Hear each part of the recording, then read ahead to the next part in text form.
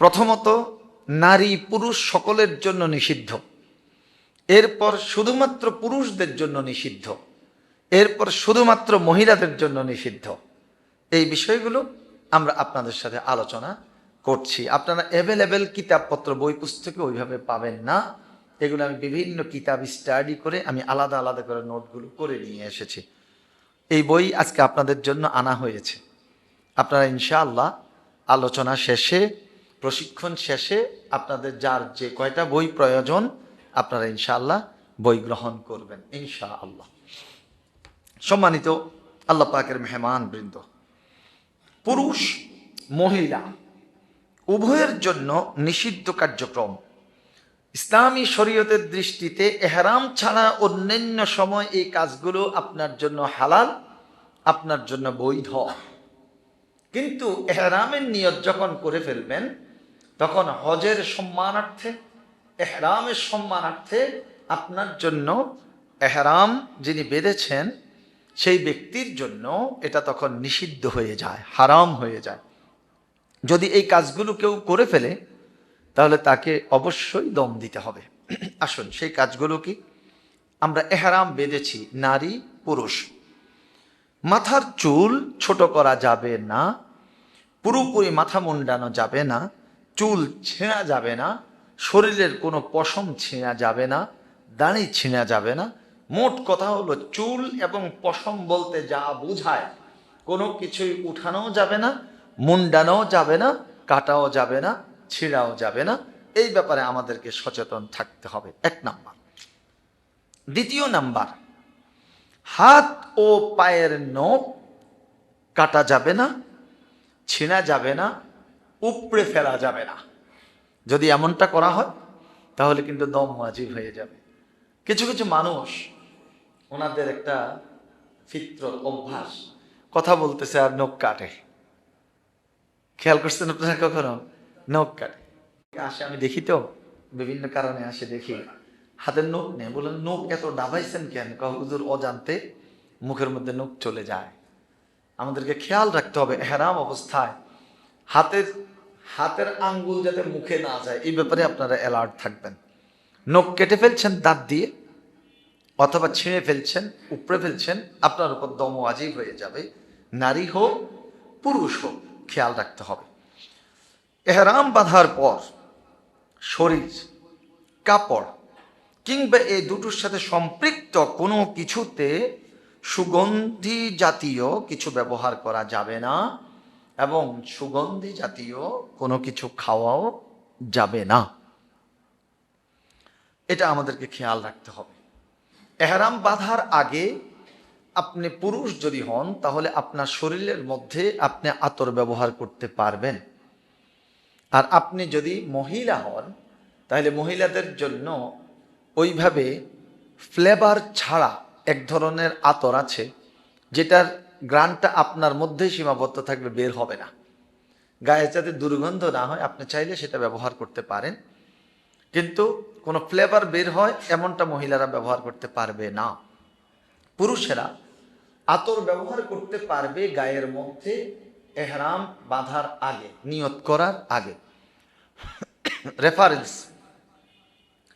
আম্মাজান হযরত আয়েশা রাদিয়াল্লাহু তাআলা আনহা, রাসূল করিম সাল্লাল্লাহু আলাইহি ওয়াসাল্লাম যখন ইহরাম বাঁধেন তখন আয়েশা রাদিয়াল্লাহু তাআলা আনহা দুই হাতে আতর মেখে রাসূল সাল্লাল্লাহু আলাইহি ওয়াসাল্লামের গায়ে লাগিয়ে দিয়েছেন।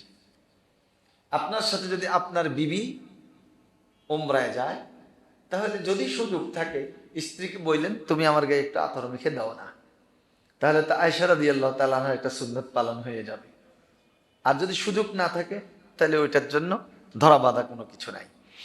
আসুন, এহরামের কাপড়ের মধ্যে কিন্তু কোনো আতর লাগাবেন না, এই বিষয়ে আমাদেরকে খেয়াল রাখতে হবে। তাহলে এহরাম অবস্থায় কি কোনো সুগন্ধ ব্যবহার করা যাবে? সুগন্ধযুক্ত কোনো খাবার, আচ্ছা, সুগন্ধযুক্ত কোনো খাবার খাওয়া যাবে না। যাদের পান খাওয়ার অভ্যাস আছে, অনেকে আছেন সুগন্ধযুক্ত সুগন্ধি পানের সাথে কি বলে এটা, জর্দা খায়, এগুলো কিন্তু এহরাম অবস্থায় খাওয়া যাবে না, খেয়াল রাখতে হবে। এখন যা বলছি সবকিছু এগুলো নারী এবং পুরুষ সকলের জন্য। বিবাহ করা এ সংক্রান্ত আলোচনা করা নিজের কিংবা অন্য কারো, এই বিষয়ে কোনো আলোচনা করা যাবে না। আপনি এহরাম বাঁধা অবস্থায় দুইজন মিলে আলোচনা করতেছেন, আপনার উপযুক্ত ছেলে আছে, ওনার উপযুক্ত মেয়ে আছে, আরে আমার তো উপযুক্ত ছেলে আছে, আপনার উপযুক্ত মেয়ে আছে, এহরাম অবস্থায় পবিত্র অবস্থায় আছে, একটু কথা দেন আপনার মেয়েটা আমার ছেলের কাছে বিয়ে দিবেন কিনা। মাশাআল্লাহ, উনি বলছেন ঠিক আছে, আপনিও হাজির সাহেব আমিও হাজির সাহেব, কথা দিয়ে দিলাম, হজের পরে দেশে ফিরে যাই, আপনার ছেলের কাছে আমার মেয়েকে বিয়ে দিয়ে দেব। আপনার উপর দম ওয়াজিব হয়ে গেল। খুব খেয়াল রাখতে হবে, সন্তান হোক, আত্মীয় স্বজন হোক, কারো বৈবাহিক কোনো বিষয় নিয়ে কথা বলা যাবে না, এমনকি নিজেরও বিবাহ শাদী সংক্রান্ত ব্যাপারে কথা বলা যাবে না। এই বিষয়ে আমাদেরকে খেয়াল রাখতে হবে। ৫ম নাম্বার, এহরাম অবস্থায় যারা কাপল যাবেন, স্বামী স্ত্রী যদি একই রুমে থাকেন, এহরাম অবস্থায় আপনারা মেলামেশা করতে পারবেন না। যদি করেন তাহলে আপনার উপর একটা উট দম দেওয়া ওয়াজিব হয়ে যাবে। এই বিষয়ে খুব খেয়াল রাখতে হবে। ছাগল দিলে হবে না, উট দেয়া লাগবে। আচ্ছা, এরপরে আসুন, সহবাস সম্পর্কিত কোনো কথাও স্ত্রীর সাথে আলোচনা ইশারা ইঙ্গিত করা যাবে না। এই ব্যাপারে অ্যালার্ট থাকতে হবে। এহরাম অবস্থায় কাম উত্তেজনা সহ স্বামী স্ত্রীর মেলামেশা, যেমন চুম্বন করা, স্পর্শ করা, এগুলো থেকে বিরত থাকতে হবে। আপনার স্ত্রী এহরাম অবস্থায় আছেন, আপনি ওনাকে হাতে ধরারও দরকার নাই। হ্যাঁ, পাশাপাশি চলেন, কিন্তু হাতে ধরবেন, আল্লাহ মাফ করক, মনের মধ্যে যে খারাপ খেয়াল চলে আসে আপনি ক্ষতিগ্রস্ত হয়ে যাবেন। এই ব্যাপারে সচেতন থাকতে হবে। ৭ নাম্বার, এহরাম অবস্থায় কারোর সাথে ঝগড়া করা যাবে না। আমাদের হাজী সাহেবেরা মাশাআল্লাহ এটা বেশি করে। হাজী সাহেবেরা, আমি আপনাদেরকে একটু বলে দেই, আলহামদুলিল্লাহ বহুবার হজে গিয়েছি। হাজী সাহেবদের ম্যাক্সিমামে দেখি যে সেন্টিমেন্টাল থাকেন, মেজাজ গরম হজের মধ্যে। আর আপনারা দেখতে পাবেন, আপনারা সালাম দেন কিনা জানি না, কেউ কাউকে সালাম দেয় না হজের মধ্যে। আপনি দেখবেন বাংলাদেশি হাজি হোক, অন্য দেশি হাজি, কেউ কাউকে সালাম দেয় না। হাঁটতেছে তো হাঁটতেছে, সালাম দিলে সালামের জবাবও দেয় না। তা আমি এবার কি করি, আমি সালামও দেয়, সালামের জবাব না দিলে, হাজি সাহেব সালাম দিয়েছে, ওয়ালাইকুম আসসালাম বলেন, ও খেয়াল করেন ওয়ালাইকুম আসসালাম, জানে কেমন। আর কিভাবে দৌড়ায়, মনে হয় যেন সেন্টিমেন্টাল, কারে মারবে না কারে খাবে। এটা আসলে ওনার দোষ না, দোষ তো শয়তানের। মান হাজ্জা লিল্লাহ ফালাম ইয়ারফুস ওয়ালাম ইয়াফসুক রাজাআ কায়াউমিন ওয়ালাদাতহু উম্মুহু। হজ করলো, পাপ কাজ করলো না, গুনাহের কাজ করলো না, সুন্দরভাবে হজ করলো, ঝগড়া বিবাদ করলো না। রাজাআ কায়াউমিন ওয়ালাদাতহু উম্মুহু, যেদিন সে হজ শেষ করে দেশে ফিরবে, নবজাতক শিশুর মতো নিষ্পাপ বেগুনাহ মাসুম হয়ে ফিরবে। এটা আপনি তো আলহামদুলিল্লাহ পড়বেন, সুবহানাল্লাহ পড়বেন, আপনি তো খুশি, কিন্তু বেজার তো শয়তান। বাংলাদেশ থেকে এত টাকা খরচ করে হজে গিয়েছো না, আমি শয়তান জায়গায় জায়গায় আছি তোমার হজটা নষ্ট করার জন্য। আমার সম্মানিত আল্লাহ পাকের মেহমান বৃন্দ, ঝগড়া লাগার মতো কোনো উপক্রম হলেও আল্লাহর ওয়াস্তে অনুরোধ থাকবে আপনি ঝগড়া করবেন না। এরপর ৮ নাম্বার, ইহরাম অবস্থায় স্থলজ প্রাণী শিকার করা যাবে না, শিকারে সহযোগিতা করাও যাবে না। অবশ্য হাজী সাহেবদের এখন আর এই সুযোগটাও নেই, তারপরও যেহেতু ইসলামী শরীয়তের বিধান আপনাদের জানাই দেয়া এটা আমাদের দায়িত্ব। ৯ নাম্বার, নারী পুরুষ, শুধু কেবল মহিলাদের উকুন হয় এমনটা না, পুরুষদেরও উকুন হয়। অনেক সময় স্ত্রীর সাথে তো মহব্বত, স্ত্রীর মহব্বতে স্ত্রীর মাথার উকুন স্বামীর দাঁড়ির মধ্যে চলে আসে, স্বামীর চুলের মধ্যেও মাঝে মধ্যে উকুন চলে আসে। এখন মাথার মধ্যে গিরগির গিরগির করতেছে, আপনার চুল গাইতেছে, ব্যাস আঙ্গুলের ভিতরে নখের ভিতরে করে চলে আসলো, মা গো মা, হাতির মতো না দেখা যায়, একেবারে এক নখের উপর আর এক নখ দিয়ে টুন্নর করে ফুটাই দিচ্ছেন, কি সুন্দর আওয়াজ, আপনার দম ওয়াজিব হয়ে যাবে। উকুন মারা যাবে না, ফেলে দেবেন।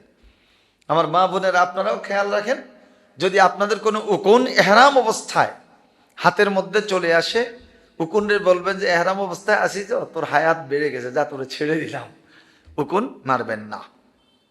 এরপরে গাছ কাটা। গাছ পাবেন কোথায়? আরাফার ময়দানে ছোট্ট ছোট্ট অনেক গাছ আছে। এখন আপনি একটু উজু করবেন, আরে কি সুন্দর নিম গাছ, ডাল একটা ভেঙে মেসওয়াক করে সুন্নতের জন্য, কিন্তু আপনি ওয়াজিব তরক করে ফেললেন। সাবধান, গাছ কাটা যাবে না, গাছের ঢাল ভাঙা যাবে না, এরপরে গাছের পাতাও ছিঁড়া যাবে না। খেয়াল থাকবে তো ইনশাআল্লাহ। নারী পুরুষ উভয়ের জন্য হলো 10টা। কয়টা? নারী পুরুষ উভয়ের জন্য ইহরাম অবস্থায় নিষিদ্ধ কার্যক্রম হলো 10টি। এবার আসুন, শুধু পুরুষদের জন্য নিষিদ্ধ কার্যক্রম হলো 3টা। কয়টা? 3টা। 1 নাম্বার, মুখ ও মাথা আবৃত করা যাবে না। পুরুষরা মুখ মাথা এটা আবৃত করা যাবে না, ঢেকে ফেলা যাবে না। আপনার যদি ঠান্ডাও লাগে একটু একটু কষ্ট করবেন, তো ধৈর্য ধরে মেনে নিতে হবে আপনাকে। ইহরাম অবস্থায় শুধু এটা করা যাবে না। এরপর আসুন, আপনারা রেফারেন্স সহ আছে এখানে, হাদিসটাও উল্লেখ করে দিয়েছি, আপনারা বইটা পড়লে রেফারেন্স পেয়ে যাবেন। 2 নাম্বার, পুরুষেরা ইহরাম অবস্থায় সেলাই করা কোনো কাপড় পরিধান করতে পারবে না। এখন আপনাদের মধ্যে কিছু প্রশ্ন ঘুরপাক খাবে, আপনাদের প্রশ্নটার জবাবে আমি দিয়ে দিচ্ছি। আচ্ছা হুজুর, আমরা যে ইহরাম অবস্থায় আমাদের কোমরের মধ্যে বেল্ট লাগাবো, বেল্ট তো সেলাই করা। ইহরাম অবস্থায় আমরা যে জুতা পায়ে দেব, 2 বেল্টের জুতা পায়ে দিলেও সেটা চামড়া হলে ওটা তো সেলাই করা।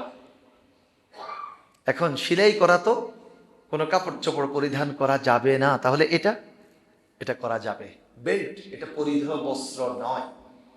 আপনার পরিধেয় বস্ত্রটাকে ধরে রাখার জন্য যাতে খুলে পড়ে না যায়, এটা আপনি একটা মাধ্যম, উপাদান, উপকরণ হিসেবে আপনি ব্যবহার করছেন। জুতা এটা পরিধেয় বস্ত্র নয়, অতএব জুতার সেলাই এটা অ্যাকসেপ্টেবল, গ্রহণযোগ্য। আচ্ছা হুজুর, আমাদের পিঠে যে একটা ব্যাগ থাকবে আমরা যখন তোয়াফ করতে যাব, সেলাই করা, ওইটা তো ব্যাগ, ওইটা পরিধেয় বস্ত্র নয়। অতএব এগুলোতে কোনো আপনার ক্ষতি হবে না, অসুবিধা হবে না। এরপরে আসুন, বাঁধা জুতা। পুরুষেরা বাঁধা জুতা পায়ে দিতে পারবে না। সবচেয়ে নিরাপদ আপনি 2 বেল্টের অ্যাপেক্সে পাবেন, লুটুতে পাবেন, বেইতে পাবেন, ভালো ভালো দোকানগুলোতে পাবেন। তারপরে আপনারা 2 বেল্টের সফট নরম দেখে চামড়ার জুতা নিয়ে নেন। এমন জুতা নেবেন যেটা পানিতে ভিজালেও কোনো অসুবিধা না হয়। যদি আপনি স্পঞ্জের স্যান্ডেল নেন, হাঁটার সময় স্যান্ডেলের পিতা বেল্ট এটা এবং আপনার পা মাঝখানে যদি 2-1টা বালুকণা ঢুকে, ওইখান থেকে ফসকা উঠে যাবে, এটা আপনার জন্য কষ্ট হবে। সেই জন্য সফট নরম চামড়ার 2 বেল্টের স্লিপার স্যান্ডেল আপনি সংগ্রহ করে নেবেন, 2 জোড়া নেবেন। কোনো কারণে যদি আপনার 1 জোড়া হারিয়েও যায়, তাহলে আরেক জোড়া আপনি ব্যবহার করতে পারবেন ইনশাআল্লাহ। জুতাগুলো আগে কিনে 2 জোড়া বাংলাদেশে একটু পায়ে দিয়ে এটা আপনার পায়ের সাথে একটু মিলাই নিয়ে, আর না হলে আপনার ফুসকা ফুটার সম্ভাবনা থেকে যাবে। সম্মানিত মুসল্লিবৃন্দু, এই 3টা বিষয় ছিল পুরুষদের জন্য। মহিলাদের জন্য নিষিদ্ধ বিষয় সমূহ। মহিলাদের জন্য নিষিদ্ধ বিষয় 2টা। একটা হলো মহিলারা নেকাব করবে না। ইহরাম অবস্থায় মহিলারা নেকাব করবে না, মুখের উপরে যে নেকাবটা বাঁধে নেকাবটা করবে না। পুরুষরা মুখমণ্ডল ঢাকবে না, মহিলারা নেকাব করবে না, কিন্তু মুখমণ্ডল ঢাকতে পারবে। কিভাবে ঢাকবে? আমাদের বাইতুল মুকাররমের ইহরামের কাপড় বিক্রি করে যে দোকানগুলোতে সান ক্যাপ পাবেন, সেই ক্যাপের সামনে দিয়ে পর্দা ঝুলানো আছে। ওই ক্যাপটা যদি মহিলারা ব্যবহার করে, তাহলে ওই পর্দাটা, নেকাবটা তার মুখে লেগে থাকবে না, তার চেহারাটা ঢেকে থাকবে। আর কেউ যদি চিন্তা করে যে না আমি নেকাব করবো না, সানক্যাপ লাগাবো না, তাহলে উনি ওনার শুধুমাত্র ফেসটুকু, চেহারাটুকু যদি খোলা রাখেন, তাহলে এটার অনুমতি আছে। শুধু ইহরাম অবস্থায় তার কোনো গুনাহ হবে না, এটা অনুমতি আছে। কিন্তু মুখের সাথে কাপড় বেঁধে রাখা যাবে না। সানক্যাপ দিয়ে সামনের পর্দাটা ঝুলাই রাখতে হবে, চেহারার সাথে যাতে না লাগে, এই বিষয়টা খেয়াল রাখতে হবে আমাদের মহিলাদেরকে।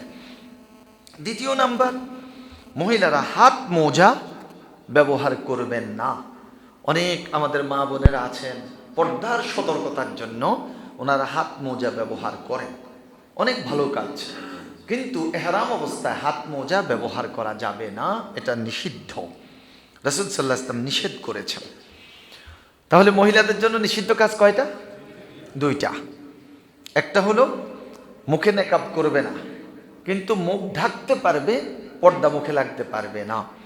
দ্বিতীয় নাম্বার হলো মহিলারা হাত মোজা ব্যবহার করবে না। আর পুরুষদের জন্য নিষিদ্ধ কাজ কয়টা যেন মনে আছে আপনাদের? পুরুষদের জন্য নিষিদ্ধ কাজ হলো তিনটা। এক নাম্বার, মুখ এবং মাথা আবৃত করবে না। দ্বিতীয়ত, সেলাইযুক্ত কোনো কাপড় চোপড় পরিধান করবে না। তৃতীয়ত, কোনো প্রকার বাঁধা জুতা পায়ে দেবে না। আশা করি আপনাদের মনে থাকবে ইনশাআল্লাহ।